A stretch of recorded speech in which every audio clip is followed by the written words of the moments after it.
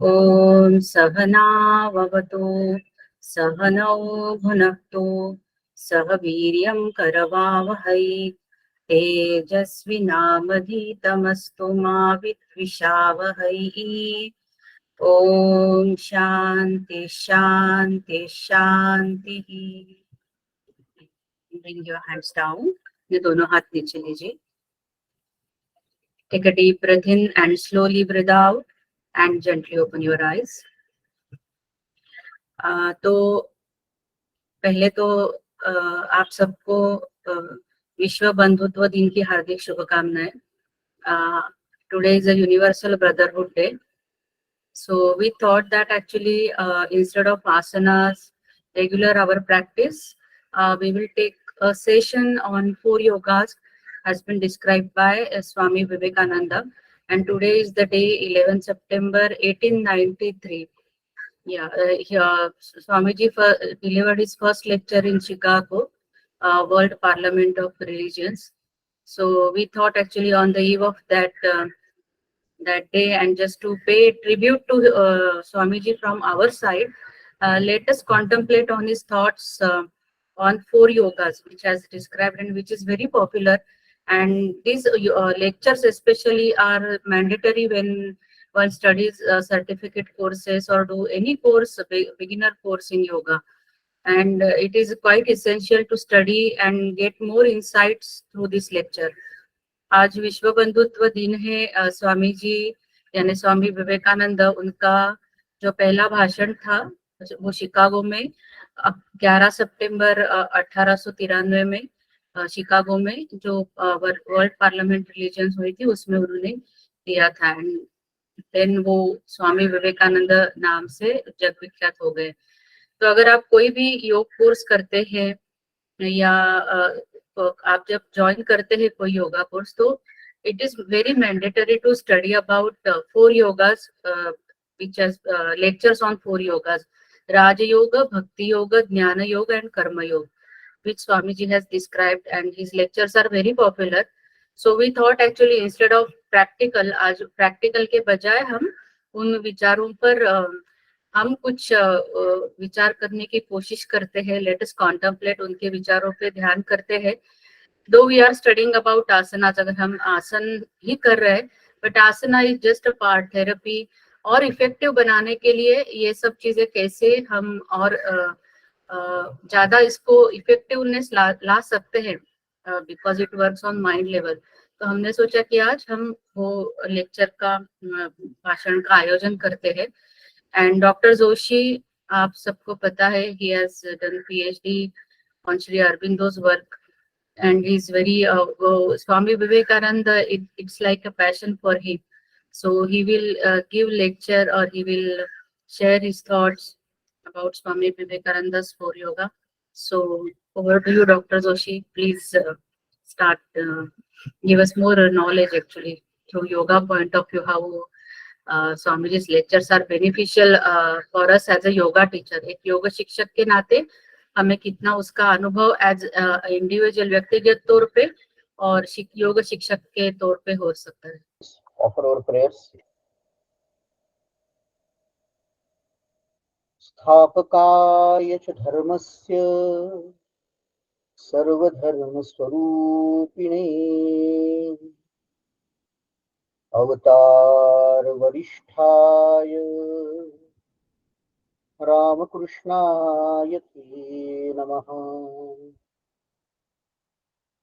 पवित्रं चरितं यस्याः पवित्रं जीवनं तथा पवित्रता स्वरूपिण्यै तस्मै देव्यै नमो नमः. नमः Shri यतिराजाय Vivekananda सूरये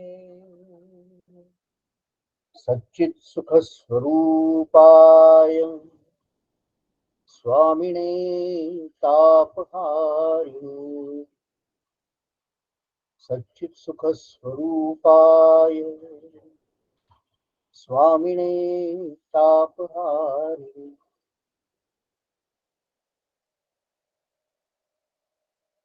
Today is, as in the introduction Rashmi Madam said, is a very, very significant day for all the people who are practicing yoga. And this was the day when, on 11th September 1893, a cyclonic monk from India gave clarion call at the World Parliament of Religions in Chicago. आज का जो दिन है वो बहुत ही, मैं कहूँगा, एकमेवाद्वितीय, बहुत ही विशेष दिन है। आज ही के दिन भारत का एक तूफानी सन्यासी, जिनका वर्णन वहां के न्यूज़पेपर ने बाद में साइक्लोनिक मंक करके किया, ऐसा एक तूफान जैसा सन्यासी, उसने जागतिक धर्म सभा जो भरी थी शिकागो में, अमेरिका में, वहां पर वेदांत की सिंह गर्जना थी। एंड ये हम लोग आज क्यों कह रहे हैं, सिर्फ इसलिए नहीं क्योंकि 11 September is happening to be today's date and we have got a lecture today or practical today, but because the very essence of his message was in the words of his biographer Romarola, who got Nobel Prize in literature. उन्होंने कहा है, Romain Rolland उनके जो चरित्रकार है, उन्होंने कहा है कि in 2 words, equilibrium and synthesis, Vivekananda's creative genius can be summarized. In 2 words, equilibrium and synthesis, Vivekananda's creative genius can be summarized. He was personification of harmony of the entire human energy.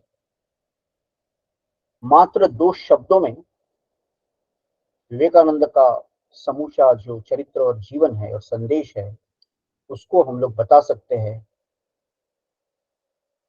Equilibrium और synthesis, समत्वम और संतुलन, समन्वय और सामंजस्य, equilibrium and synthesis. जो भी प्रवाह है जीवन के, उन सभी का संतुलन और सामंजस्य, उनमें एक प्रकार का इक्विलिब्रियम लाना, बैलेंस लेके आना, ये योग का समत्वम योग उच्यते, भगवद गीता ने कहा है। Yoga is all about equilibrium, balancing.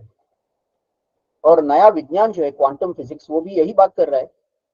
प्रख्यात वैज्ञानिकों की अगर आप अभी बातें देखेंगे, चाहे ओपेनहाइमर हो, जिनको हाल ही में अभी आपने देखा होगा, नोलान की बहुत अच्छी जो मूवी आई थी ओपेनहाइमर, श्रोडिंगर हो, नेल्स बोर हो, स्वयं आइंस्टाइन हो, कई सारे नाम हम लोग ले सकते हैं। यही बात फिर एक बार आई जो योग ने कही थी, वेदांत ने कही थी, स्वामी विवेकानंद ने कही थी। और ये कोई चमत्कार नहीं है, ये विधाता की, ये भारत की शक्ति की जो हुंकार है, वो होने ही वाली थी।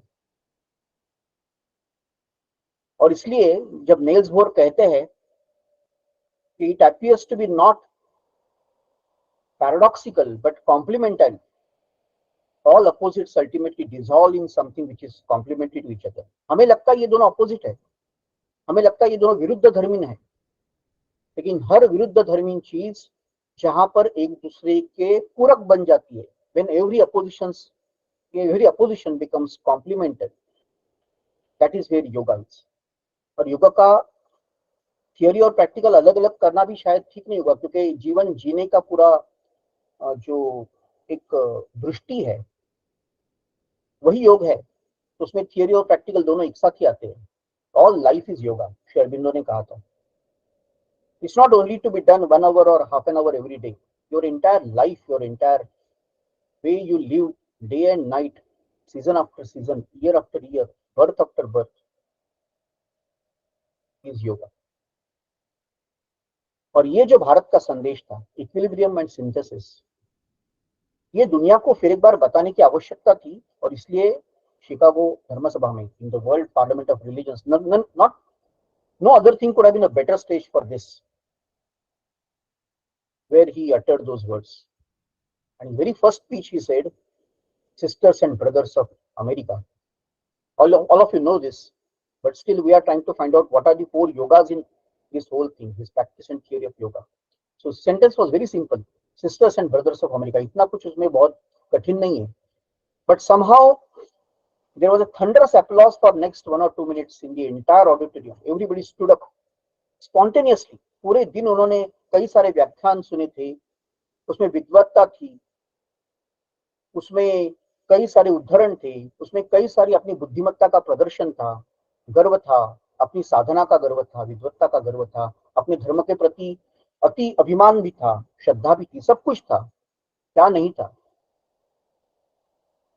सिस्टर्स एंड ब्रदर्स, ये जो सबसे महत्वपूर्ण, आप जिससे बात करें उनके साथ आपके क्या तार जुड़े हैं, are you able to connect with them with a sense of brotherhood.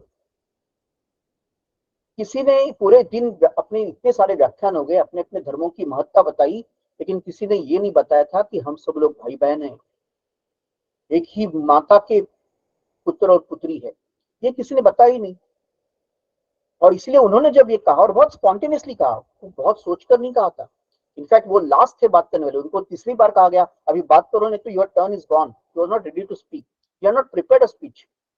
On the first day there was no prepared speech, and so he was reluctant to speak.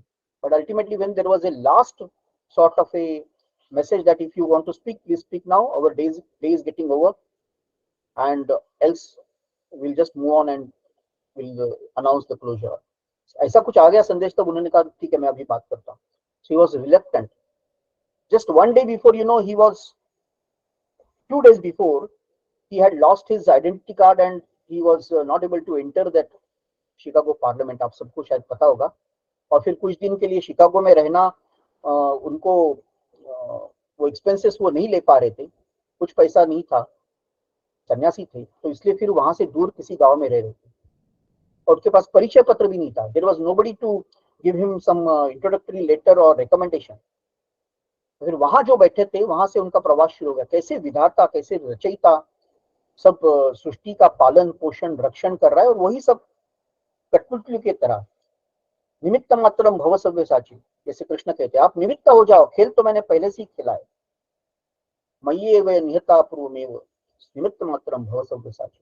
वैसी बात हो गई। वो वहां अकेले बैठे थे कि ये मैं कहाँ आ गया, मेरे पास ना परिचय पत्र है, ना मेरे पास पैसे है, और मैं किसी छोटे गांव में हूँ, शिकागो और पार्लियामेंट तो बहुत दूर है।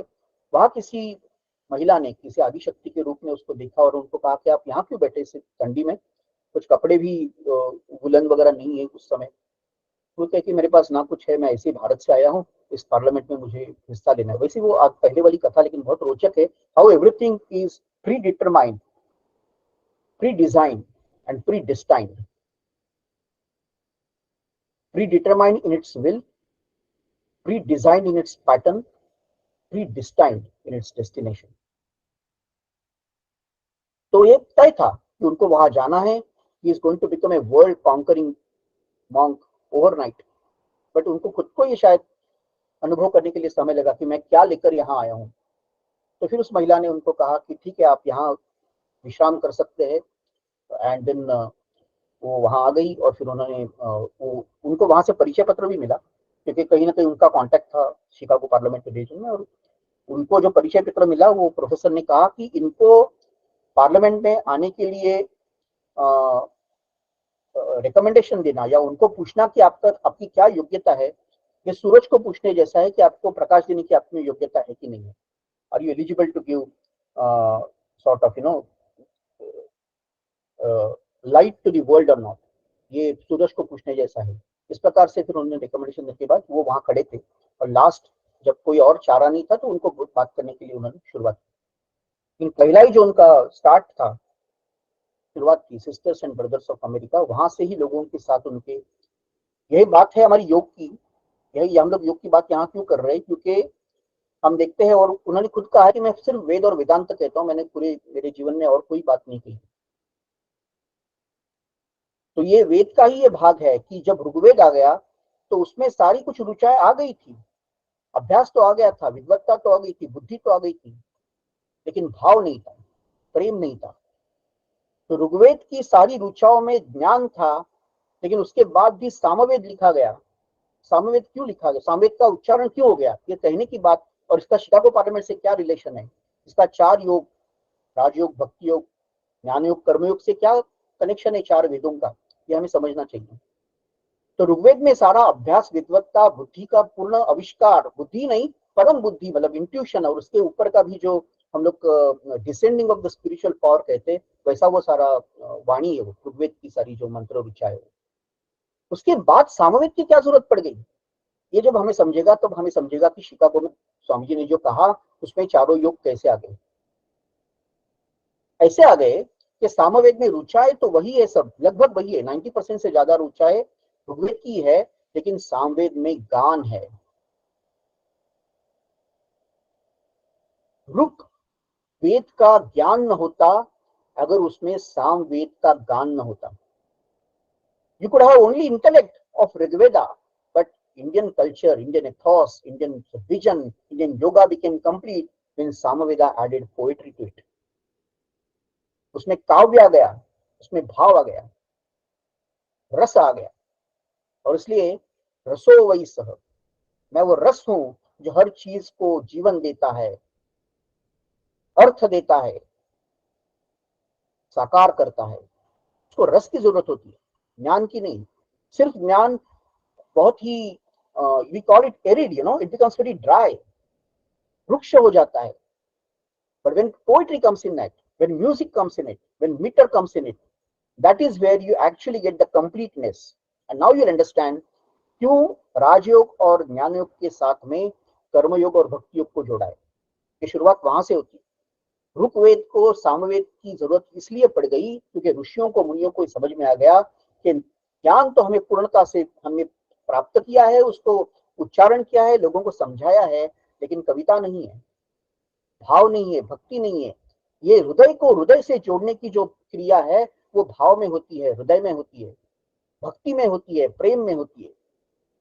स्वामी जी ने उनके बाद में एक उदाहरण में कहा है, what is there in intellect, it goes few steps and stops, it is the heart which opens the most impossible gates. Feel, feel from your heart my would be patriots. Do you feel, क्या आप महसूस कर सकते हैं, क्या आपकी संवेदना उतनी जागृत हो गई है कि आप किसी चीज को महसूस। अब आज का जीवन इतना यंत्रवत हो गया है कि हम लोग संवेदनाओं को खो चुके हैं, हमें कुछ महसूस नहीं होता, we are not able to feel anything.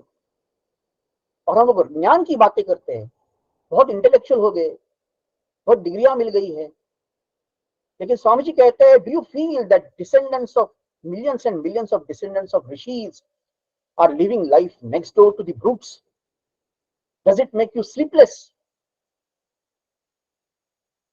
Has it made you to forget everything about your money, your education, your qualifications, your prestige, your wife, your home, everything? Is it making you to forget that? You feel from your heart, my would-be patriots.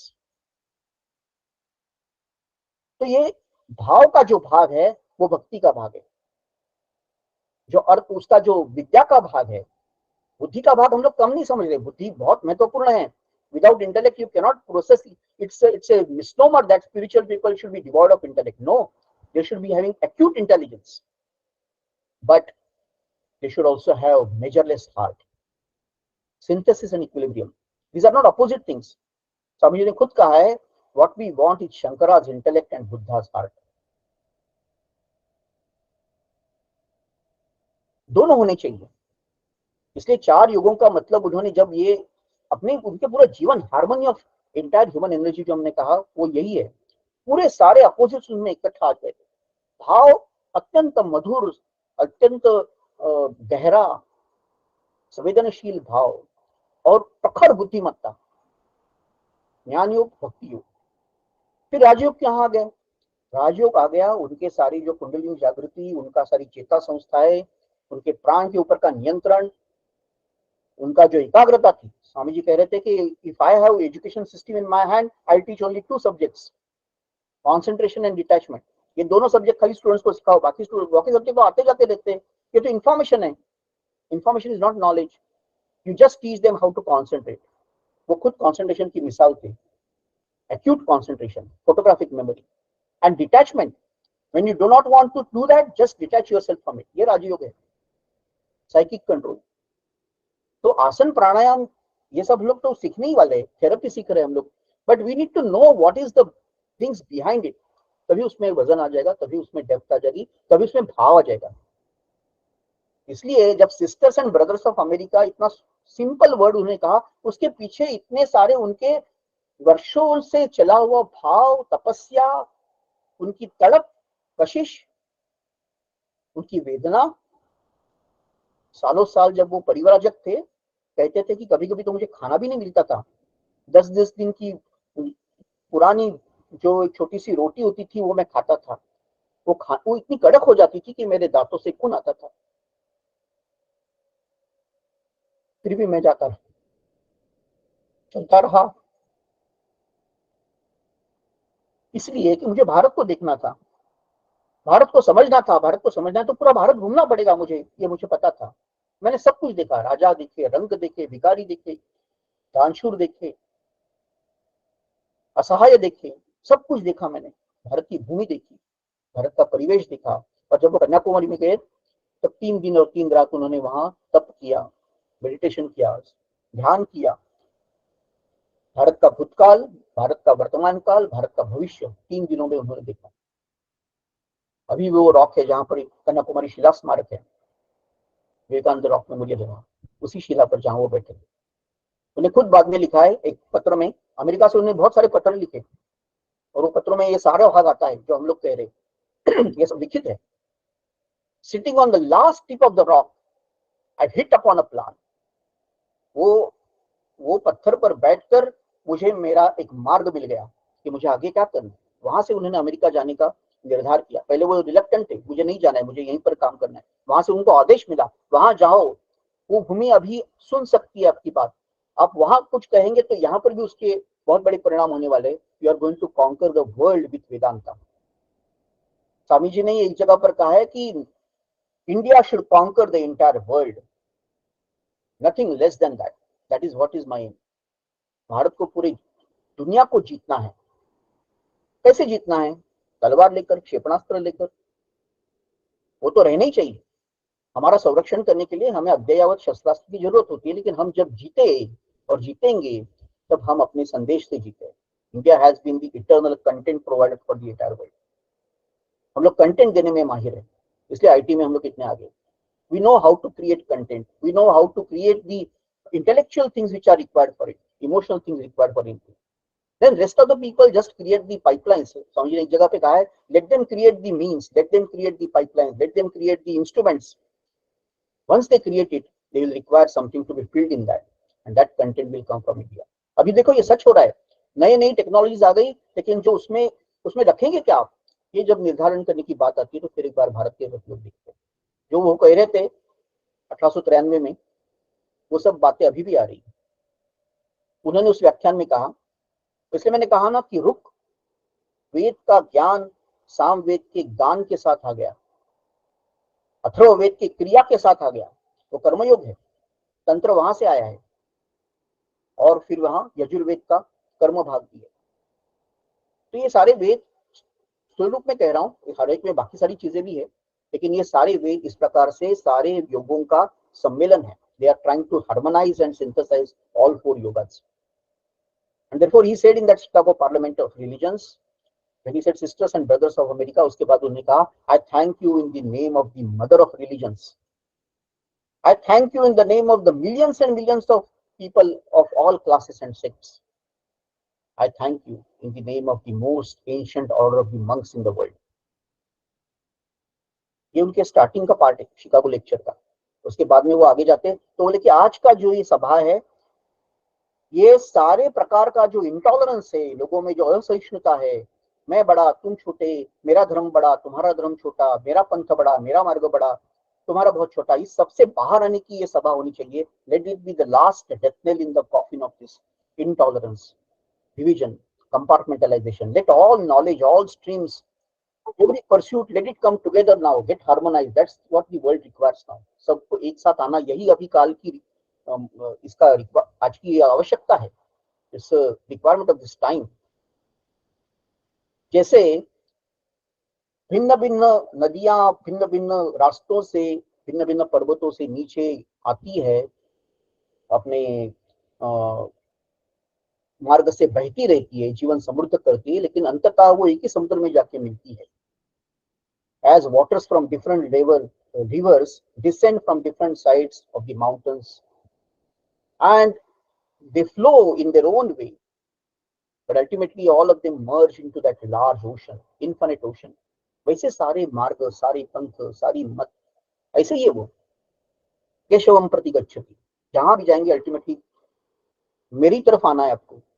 ईश्वर मेरी तरफ, ईश्वर कह रहा कि कैसे भी आप आओ, कहीं भी किसी भी मार्ग से आ जाओ, कोई प्रॉब्लम नहीं, अंततः तो मुझ मेरे पास ही आना है. तो इसलिए ये चारों योग और उसके अलावा भी जो सारे मार्ग है, इन सबका एकत्रीकरण, उस सबका एक साथ आना बहुत आवश्यक है. इसलिए उन्होंने उस प्रकार से बात रखी कि ये सारे जो विभक्तता है, असहिष्णुता है, असंतुष्टता है, एक दूसरे को ऊपर नीचे दिखाने की कोशिश लगातार चल रही है. अब आज एक झंडा ऐसा उठाओ जिस पर शांति लिखा होगा, सहिष्णुता लिखा होगा, एकता लिखा होगा, एकात्मता लिखा होगा, और उस एक श्वेत रंग में बाकी सारे रंग एक होने दो. इस प्रकार से उन्होंने संदेश रखा. इसलिए दूसरे दिन ही सब जगह उनका नाम, लोगों ने कहा ये क्या कह रहे, ये कोई एक धर्म की बात नहीं कर रहे. उन्होंने कहा कि नहीं, मैं तो विश्व धर्म की बात कर रहा हूँ, क्योंकि भारत का धर्म वही है. The only religion which can be eternal is that which is universal. जो वैश्विक है वही सनातन है, जो सनातन है वही वैश्विक है. If it is universal it has to be eternal, if it is eternal it has to be universal. और फिर आगे के भी 2-3 दिन उनके व्याख्यान है, लेकिन सबसे उसमें जो महत्वपूर्ण व्याख्यान, and one which he actually wrote the only day he prepared was his paper on Hinduism.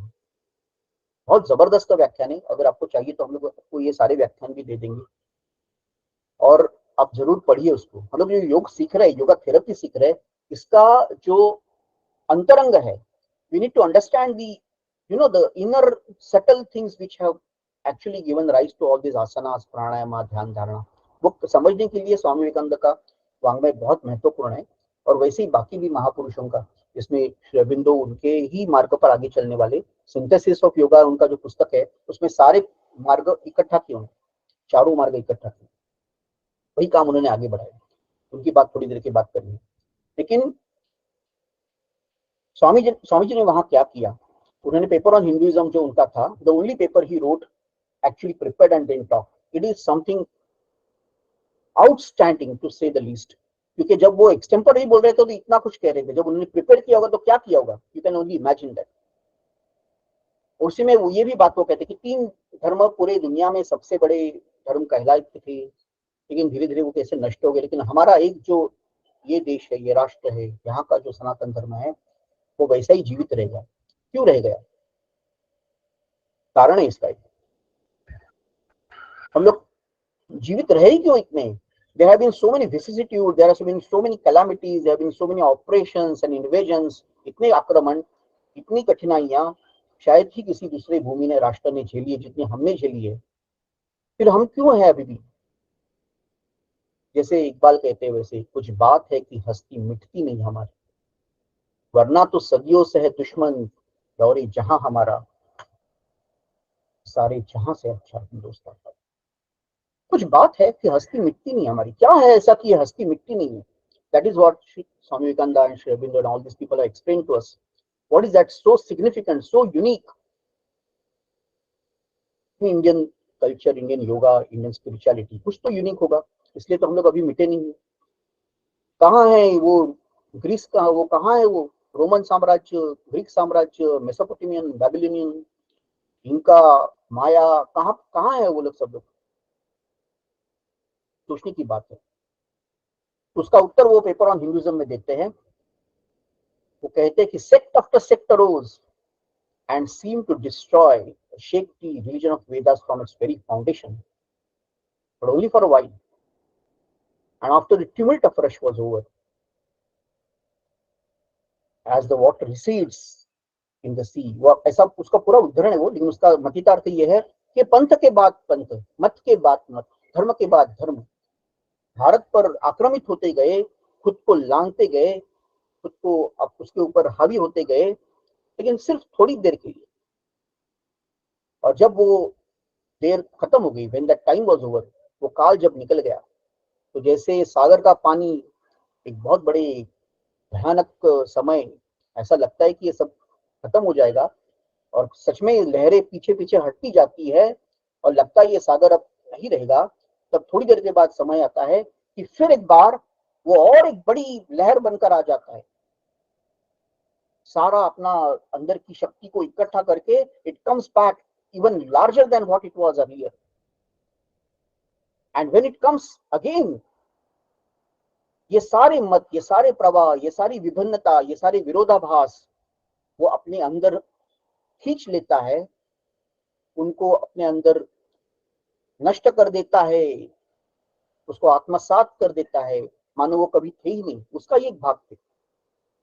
They are sucked in, absorbed and assimilated in the immense body of Mother Faith.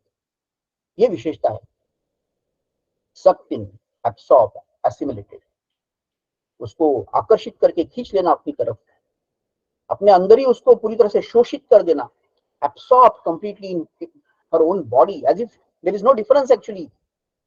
He is also part of our culture. He is also one of our, you can say, prophet. He is also one of our saint. We don't mind actually. That root is also our root. Oh, you have found out new root.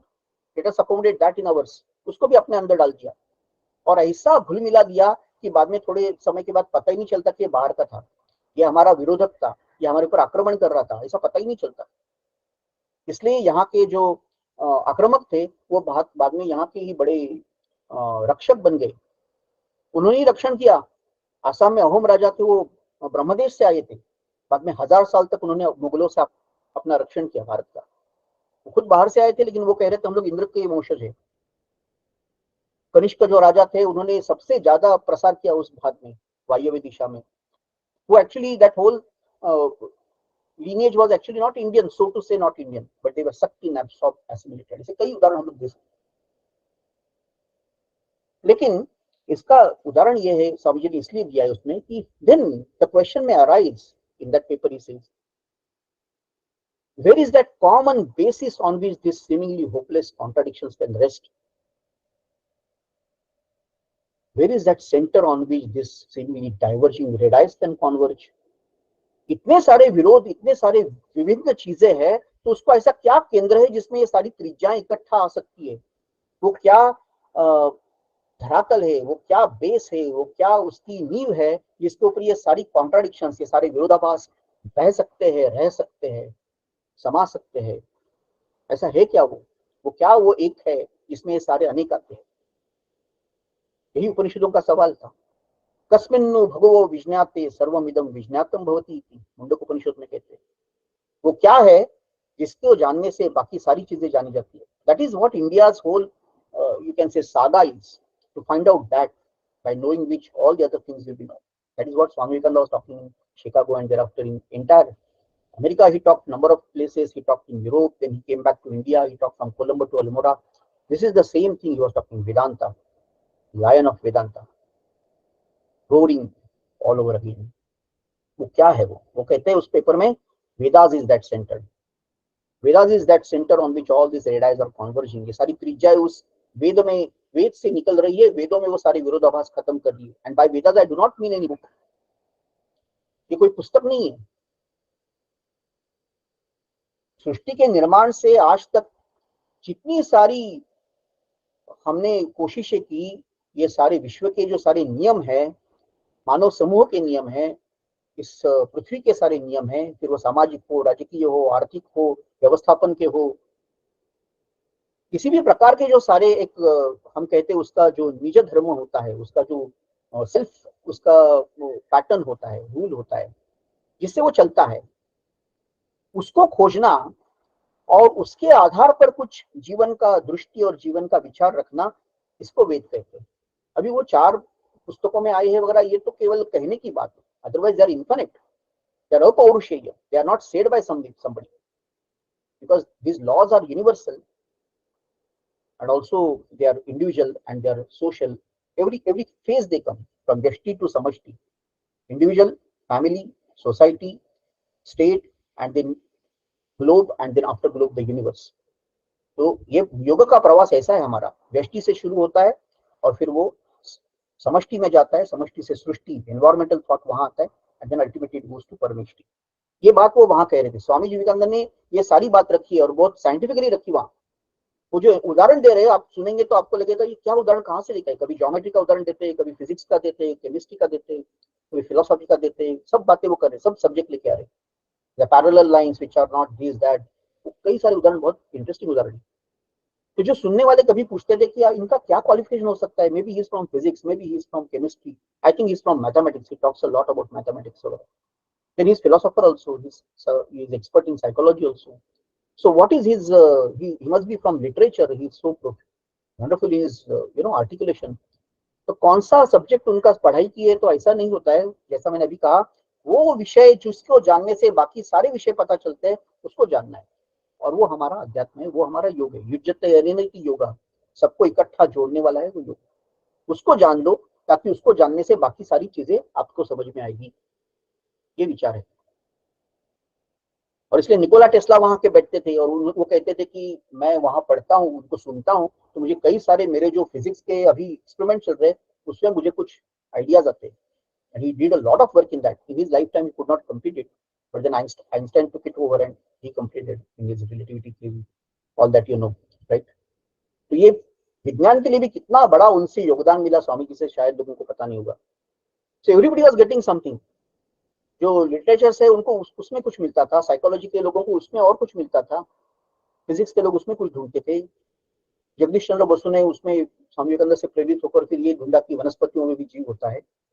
और royal society of London में जब वो बात करे तो जगदीश चंद्र बसु ने कहा कि मैं जब बचपन में गंगा किनारे मेरे पिताजी और बाकी बड़ों के साथ खड़ा होता था, और जब हम हमारी पूजा करते थे गंगा मैया को, जब हम लोग अर्पण करते थे, तब जो श्लोक मेरे मन में आता था, मैंने सुना था सबसे बचपन से, वही मुझे आज फिर एक बार याद आता है कि चैतन्य सब जगह पर है, सृष्टि में चैतन्य ही चैतन्य, अचेतन कुछ है ही नहीं,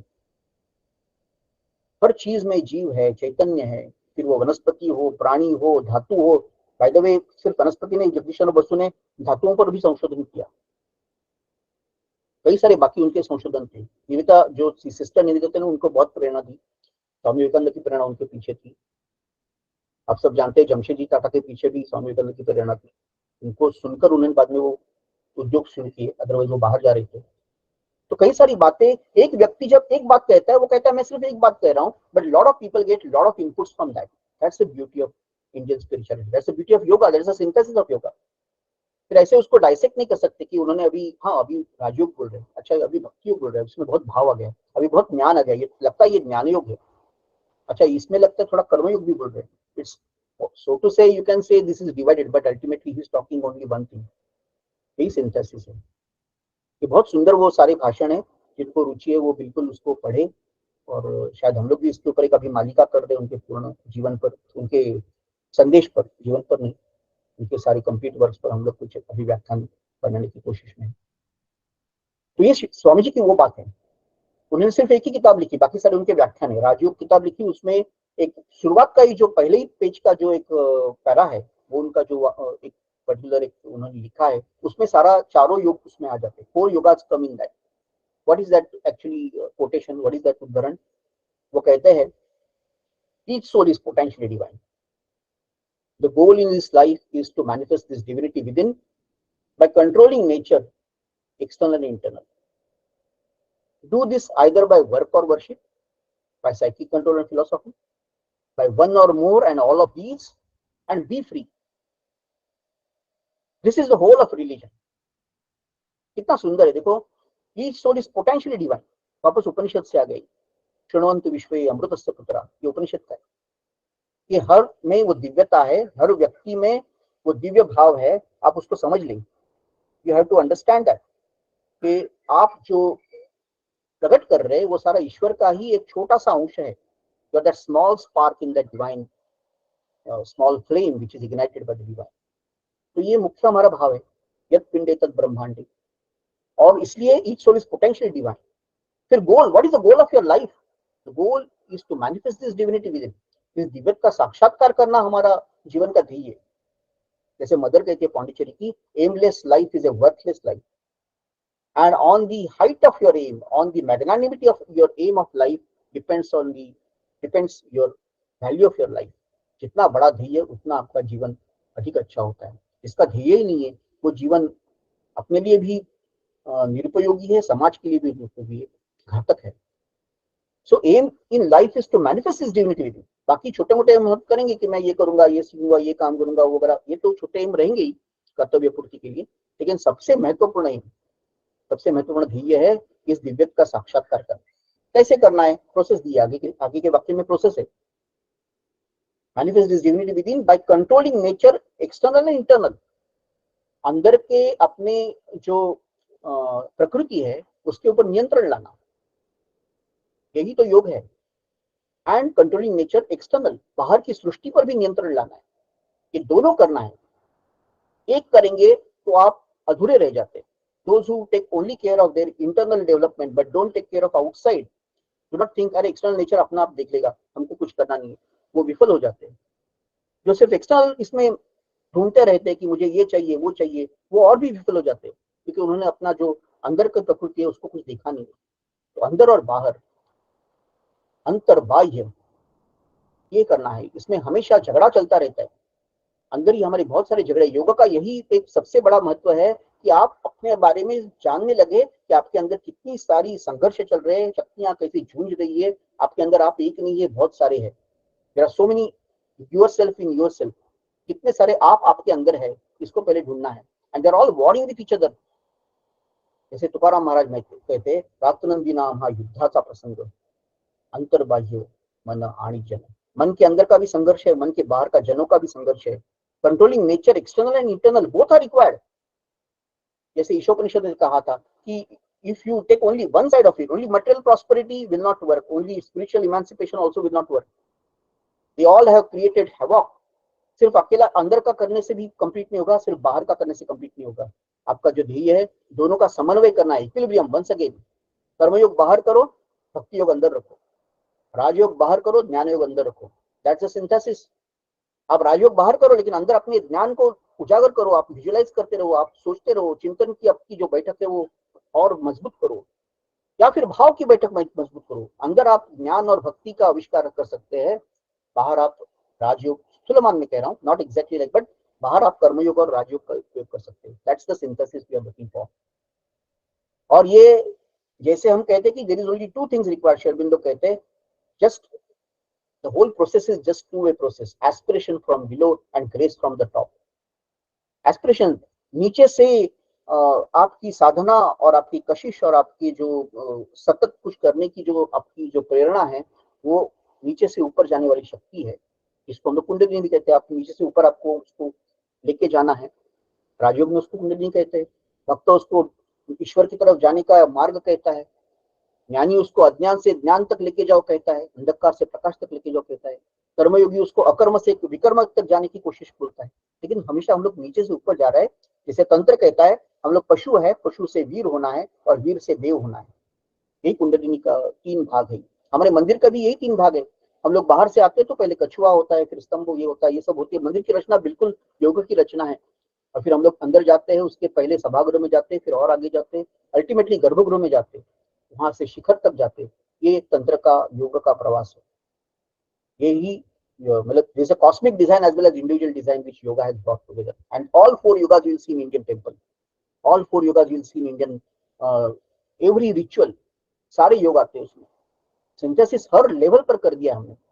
छोटे छोटे चीजों में भी सारी चीजें आती है.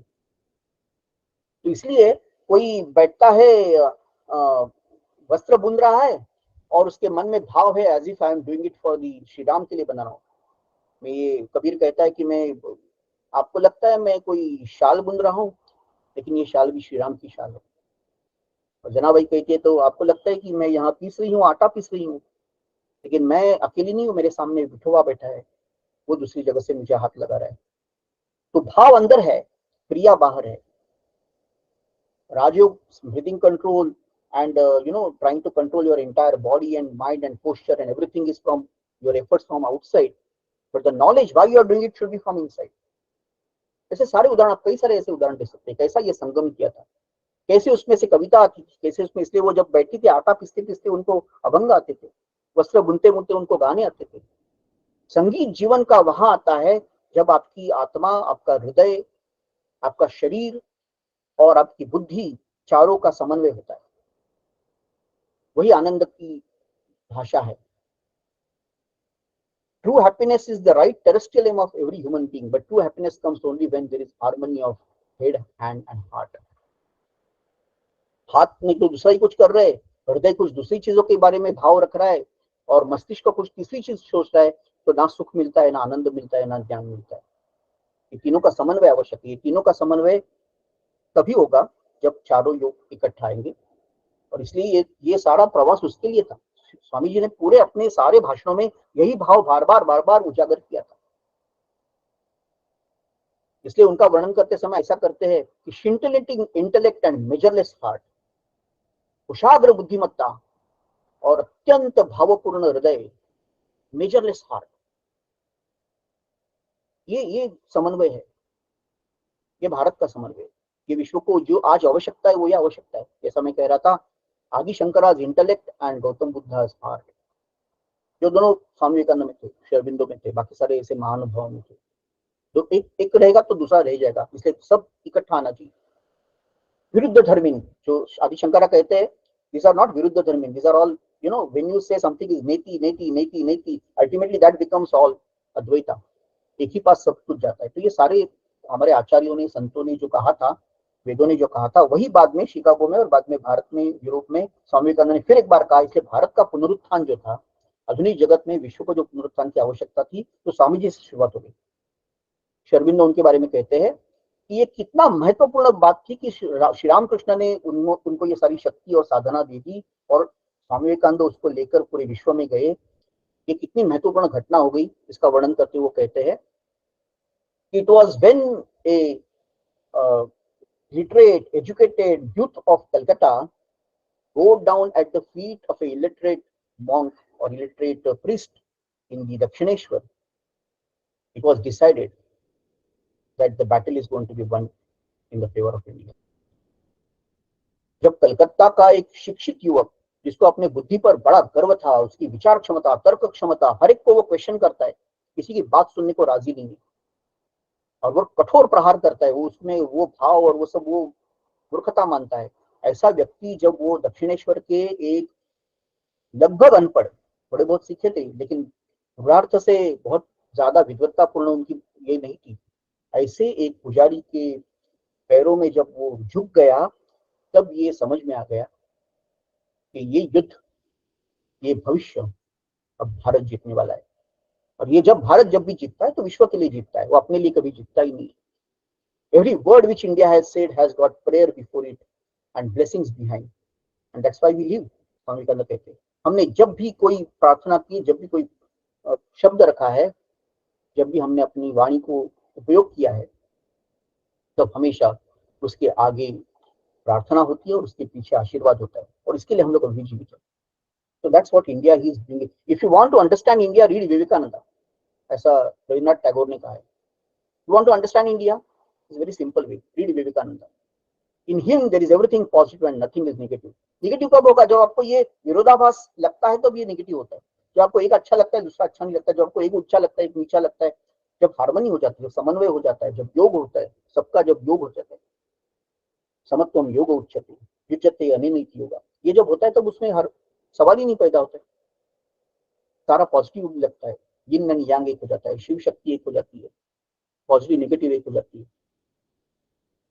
तो इस प्रकार का ये बहुत ही अलग और महत्वपूर्ण विचार जो वेदांत का ही विचार था, वो स्वामी विवेकानंद ने फिर एक बार आधुनिक जगत में, आधुनिक भाषा में सबके सामने रखा, जिसकी शुरुआत 11 सितंबर 1893 में हुई, और बाद में वो उनके शरीर को त्यागने तक वो वही काम कर रहे थे। बहुत अल्प आयु, 39 ईयर्स की सिर्फ उनकी भौतिक जगत की आयु थी, लेकिन जो काम उन्होंने किया, उन्होंने कहा कि ये काम समझने के लिए और एक विवेकानंद को आने पड़ेगा, और 100 साल तक जितना लगेगा उतना काम मैंने करके रखा है।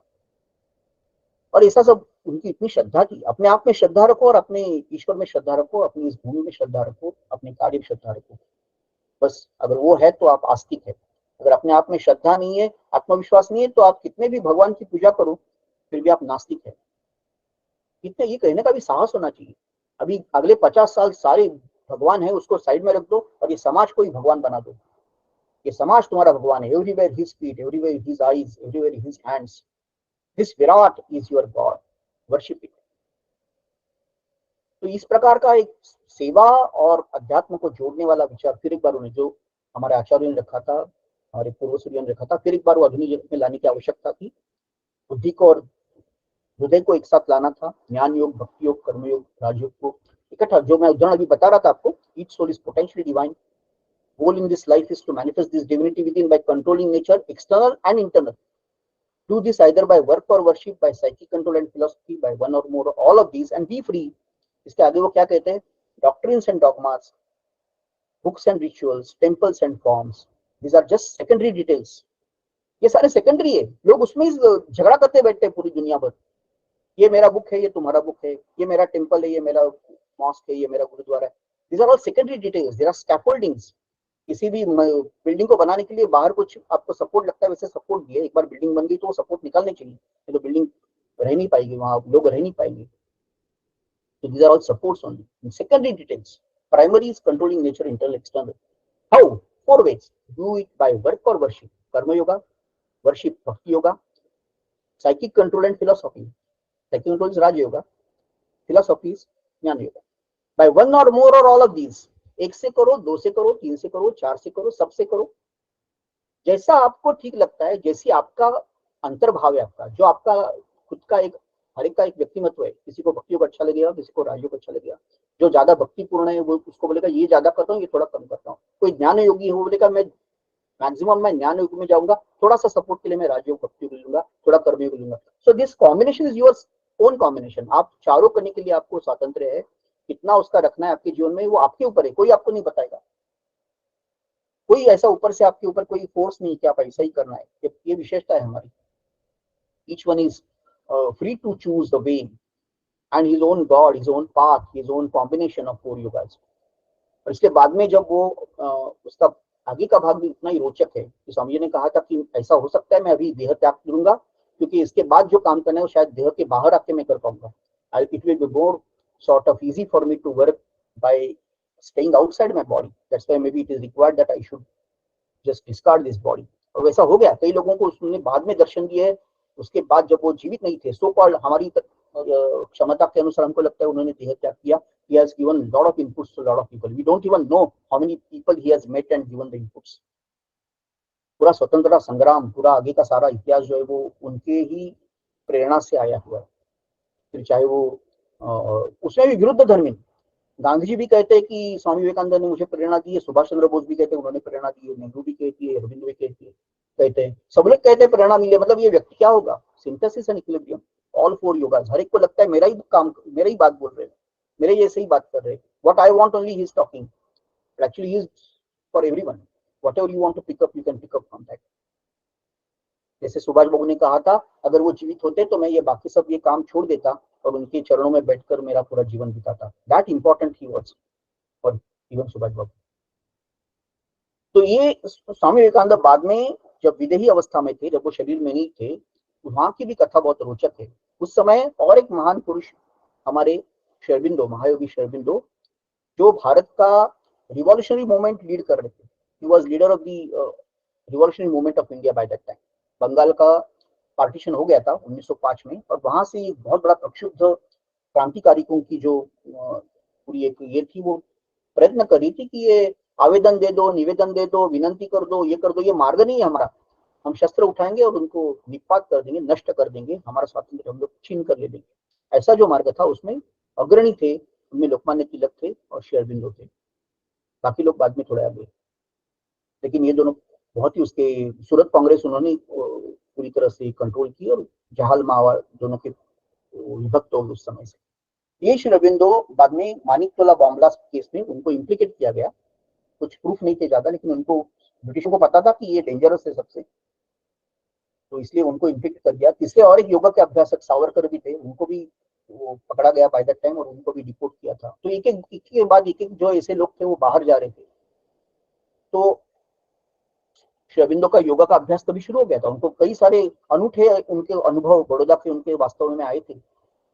सारा संस्कृत का अभ्यास, वेद शास्त्रों का अभ्यास उन्होंने वहाँ किया, योगा का अभ्यास उन्होंने किया। श्री लेले जी थे उनके मार्गदर्शन में। और लेले जी ने 3-4 दिन के बाद कहा, मैं अभी आपको क्या दे दूं, आपके पास तो सब योग आपको समझ में आ गया, I can not do anything for you.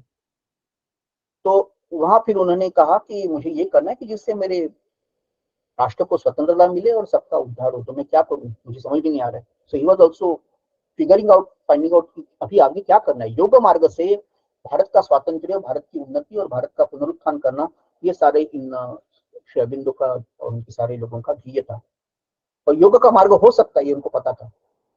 योग सिर्फ आसन प्राणायाम नहीं है, पूरे राष्ट्र का निर्माण वो कर सकता है। तो he has said many times, he has said about that. तो वो वहां कह रहे थे कि the task which we set before ourselves is not mechanical but moral and spiritual. हम लोग ने अपने सामने जो काम रखा है वो कोई यांत्रिक काम नहीं है, ये नैतिक काम है और आध्यात्मिक काम है। और इस काम का राजनीति एक हिस्सा है, लेकिन सिर्फ एक हिस्सा है। Of this task politics is a part but only a part. We aim at that which is having politics, sociology, economics, everything in it. And what is that way? He says yoga is that way. Yoga के मार्ग से ये सारी बातें हम लोग कर देंगे। Yoga is science of spirituality for India. अध्यात्म का जो विज्ञान है वो योग है। ये सब बातें वो ढूंढ रहे थे, उनको अनुभव आ रहे थे, बहुत विलक्षण अनुभव थे कि कभी कोई उनके बग्गी को टक्कर देता था लेकिन पहले कोई उनको उठा के साइड में रखता था। कई सारे विलक्षण अनुभव थे। और कोई उनका ही क्रांतिकारी बंधु बीमार था तो एक नागा साधु ने पानी में लकीर खींचकर उसको ठीक कर दिया। तो ही वॉज अंडरस्टैंडिंग वो थेरेपी में इतना कुछ है, योगा में इतना कुछ है। बीमारियां तो छोड़ दो, बाकी राष्ट्र का भी निर्माण होता है। तो ये क्या है, मुझे सीखना है। लेकिन आगे के मार्ग धीरे धीरे ओपन हो रहे थे, पता नहीं चल रहा था। फिर एक बार विधाता ने ऐसी रचना की कि उनको मानिकतोला बॉम्बलास्ट में जब उनको इंटीग्रेट कर दिया तो 1 साल भर वो अलीपुर जेल में उनको बंदी बनाता। तभी उनको शुरुआत में लगा कि ये सब क्या है, मैं तुरुंग में था, मैं आईसीएस पास हो चुका था, हॉर्स राइडिंग में ट्राइपॉड और कैम्ब्रिज सारी परीक्षा देकर यहाँ आ गया। मैं बड़ौदा में बड़ा अधिकारी था, यहाँ पर मैं प्रिंसिपल था और अभी एक तुरुंगा के एक छोटे से कारागृह के एक छोटे से रूम में मैं बैठा हूँ। What is the purpose of bringing me here. थोड़ी समय उनकी भी श्रद्धा ऐसी होगी, क्या करें अभी। उस समय जब वो ये सब ढूंढ रहे थे तो स्वामी विवेकानंद ने वहां आकर उनको दर्शन किए। That time he was not in body but Sri Aurobindo writes that he was continuously coming, every day he was coming to me and he taught me the next stages in yoga। आगे क्या करना है ये उनको वहां उन्होंने सिखाया। वहां से उनको उनका जो सारा तत्व ज्ञान है, सुपरामेंटल डिसेंट और सुपर माइंड का जो सारा भाग है वो वहां से आता है। जो वो खुद उन्होंने कहा है, स्वामी विवेकानंद ने जो भी मुझे सिखाया उस समय, वहां से मेरा ये अतिमानस का जो सृजन है, that after mind there is going to be the higher levels of the mind. जो उत्क्रांति की नेक्स्ट अवस्था है। जैसे हम कहते हैं कि प्राणी कोई उत्क्रांति की लास्ट स्टेज नहीं है, वैसे मनुष्य भी लास्ट स्टेज नहीं है, इसके बाद और एक निर्माण होने वाला है। लेकिन जैसे प्राणी को कोई किसी ने पूछा कि इसके बाद क्या होगा, पता नहीं पाता है, उसी प्रकार हमें भी पता नहीं लग रहा है कि हमारे आगे की उत्क्रांति की अवस्था क्या है। तो योग मार्ग जो है वो आपको वहां तक लेके जाएगा। अभी तो यहाँ कहीं आए हम लोग, गोलाधार से थोड़े थोड़े ऊपर आए, लेकिन जब पूरी तरह से ऊपर आएंगे तब वो सहस्त्रार जब खुल जाएगा तब पता चलेगा कि अतिमानस जो है वो सुपर माइंड है। और उसके आगे फिर सच्चिदानंद है। तो ये अंतदा परार्थ, ऊपर के सच्चिदानंद और नीचे के सारे ये मैटर, वाइटल, मेंटल, ये सारे नीचे के भाग आते हैं। मतलब इनकॉन्शियस, अनकॉन्शियस, सबकॉन्शियस, फिर सेमी कॉन्शियस, फिर कॉन्शियस तक आ गए हम लोग। जो माइंड की लेवल है, मेंटल लेवल है, ये पंचकोशा जो उपनिषद कह रहे थे। लेकिन अभी बीच में एक पटल आ गया, इससे अभी आगे नहीं जा पा रहे क्योंकि mind is the hindrance now. मन के आगे कैसे जाए, मन ने ही यहाँ तक लेके आए, मन ही अभी हमको रोक रहा है। So we can not go beyond our mind because we have been made by the mind. We have been sort of now imprisoned by our own mind. So मनेव मनुष्याणां कारण बंधन मोक्षया। मन ही हमारे कारावास का कारण है, मन ही हमारी मुक्ति का द्वार है। तो ये मन को किस प्रकार से उन्मन करना है, आगे कैसे लेके जाना है, ये जो आगे का जो प्रवास निकल रहा है, ये हम और सच के बीच में मान लो एक सुवर्ण का एक आवरण आ गया है। हिरणमयी न पात्रेण सत्यस्यापीतम मुखम। जो लोग सूर्य नमस्कार का मंत्र कहते हैं, अब आपको जब हम लोग सूर्य नमस्कार करेंगे, जब आप ये उसके पीछे ये भाव रखेंगे, you are trying to open that golden lid we are just praying to the sun god, सूरज को हम लोग प्रार्थना कर रहे हैं कि आप कृपया ये आवरण दूर कीजिए क्योंकि मुझे सत्य धर्म को देखना है. That's a prayer to sun, because सूरज के माध्यम से हम लोग आगे जा रहे हैं. We want to go to that other world, upper hemisphere. ये इतना सोच है उसके पीछे. लगता है सिर्फ हमने अभी प्रैक्टिकल में कर रहे थे, सूर्य नमस्कार किया, एकम द्वे त्रीणि चत्वारि, इनहेल एक्सहेल, ये तो अच्छा ही है, बहुत महत्वपूर्ण ही है, लेकिन उसके पीछे ये अंदर आपका ज्ञान और भक्ति, ये भाव जब रहेगा तो उसका बहुत ज्यादा, मुझे लगता है मेरे सीमित दृष्टि से, कि शायद उसका बहुत ज्यादा परिणाम हो सकता है. ये उन्होंने वहां श्री अरबिंदो ने जब स्वामी विवेकानंद से जब सीखा सुना, उसके बाद फिर वो अंतर्धान हो गए. When his work was over, he was no more seen by him. That's how this whole great saga of Indian spirituality, Indian yoga, synthesis of yoga is there. फिर बाहर फिर आने के बाद फिर वो उन्होंने अपना काम शुरू रखा, लेकिन उनको पता चला कि उनको फिर एक बार कारागृह में डालना है, तो फिर वो वहां से आदेश आ गया उनको, now you go to Pondicherry and work there. तो इसलिए फिर चंद्रगुर, और फिर वहां से वो नीचे पांडिचेरी, क्योंकि वो फ्रेंच कॉलोनी थी, वहां पर उनको पकड़ना उनको संभव नहीं था ब्रिटिशों को, इसलिए वहां वो स्थित हो गए. वहां पर उन्होंने आगे का सारा अपनी साधना की. वो साधना में उन्होंने कई सारे महान बातें लिखी उन्होंने, वो सारी, it was from the pouring of that higher consciousness. उन्होंने खुद कहा है, मैं पेपर पे खाली कभी मैं ऑटो राइटिंग जिसको बोलते हैं, सिर्फ मैं वहां बैठता था और सारा वो लिखा हुआ सामने आ जाता था. I was not, it is not from logical mind. Logic can not create this type of thing. जैसे वेद हमने कहा, स्वामी विवेकानंद जो बात कर रहे थे वो लॉजिक की नहीं थी, it was just outpouring of that divine consciousness. उसी प्रकार इनका भी सारा लिखा है. उसमें जो सारे महान ग्रंथों ने लिखे, उसमें से लाइफ डिवाइन जो है वो एक बहुत महत्वपूर्ण है. सिंथेसिस ऑफ योगा, क्योंकि आज का विषय वो है 4 युग का. सिर्फ 4 योग नहीं, हम लोग 4 युग जस्ट बोलते हैं, ऐसे कई सारे योग के प्रकार है. उसमें उन्होंने और एक बात लेकर आए श्री अरबिंदो, जो एक्चुअली श्री रामकृष्ण और स्वामी विवेकानंद ने आगे लेके आए थे उन तक, वो थी तंत्र की बात. तो तंत्र इतना मिसअंडरस्टूड है, सबको लगता है ये कोई अलग अलग, मतलब जो निंदनीय बातें हैं उनका सारा करके वो डिजेनरेट करने की एक व्याधि है. वैसा नहीं है वो. आपको ये देखना पड़ेगा कि जो हमारी प्राचीन एक संदेश था उपनिषदों का, कि मैटर ऑल्सो इज ब्रह्म, अन्नम ब्रह्मे दिव्य जानात. So matter actually should be now made डिवाइनाइज्ड.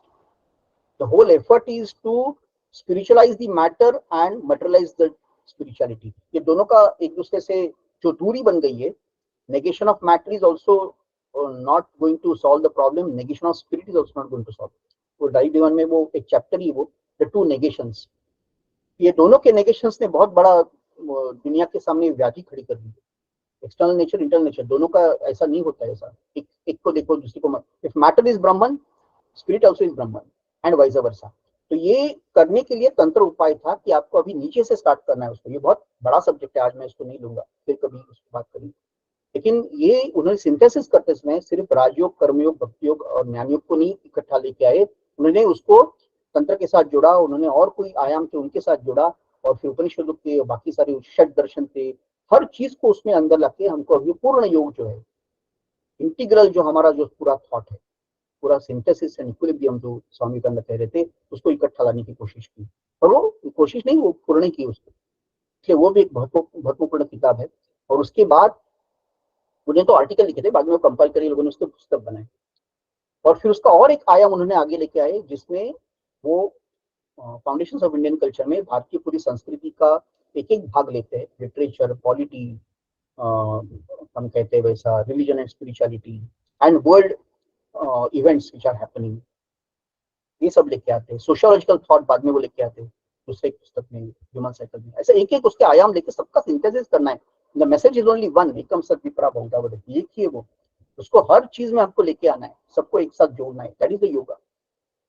उसके लिए आसन, प्राणायाम, ध्यान जो करना है, ये तो हम लोग अभी एक पॉइंट के कर रहे हैं. उससे बीमारियां दूर करना, ये भी उसका एक भाग है, वो तो होना ही है. बीमारी इतने सब करते हैं तो बीमारी तो ठीक करनी है, लेकिन उसका आगे का लक्ष्य ये सब भी हमको, not just for curing one disease or other disease, but curing the entire evil and curing the entire fallacies and wrongs in the society and in the world. That power can be there if we actually practice yoga in its entirety, in synthesis of it. इस प्रकार का विचार है. और इसका जो एक और एक आविष्कार आ गया, उसमें फिर आइडियल ऑफ कर्मयोगिन है, उसमें द मदर किताब है, कई सारे आप देखेंगे बाद में उनके कंप्लीट वर्क्स में. और फिर सावित्री जो उनका महाकाव्य था, the longest poetry in English in the entire world, written by an Indian. तो उसमें ये सारा फिर एक बार पुरानी महाभारत की कथा सत्यवान सावित्री की लेकर ये पूर्ण जो योग के सारे भाग है, वो every part of there is Ashok ji का साधना और फिर सावित्री की साधना, ये तो रूपक है, it's a symbol and the story, but it's also the truth which was descending down. इस प्रकार से उस माध्यम से उन्होंने धीरे धीरे वो इतना जबरदस्त और इतना महाकाय उसको रूप दे दिया कि उसके वजह से ये सारा हमें और एक उसका एक नए प्रकार से उनको ये सिंथेसिस जो हमको अपेक्षित था तो हम लोग ले पाए। तो ये एक आज का महत्व था, इसलिए हमने इसको कह दिया। शायद मैंने थोड़ा समय ले लिया उसके लिए, लेकिन हमें ये आवश्यक लगा कि आज के दिन में हमें जो हम योग का अभ्यास कर रहे हैं उसमें जो हम बाहर कर रहे हैं उससे कई गुना ज्यादा हमें अंदर भी हमारी काम करना है। इस प्रकार से हमें उसको देखना पड़ेगा।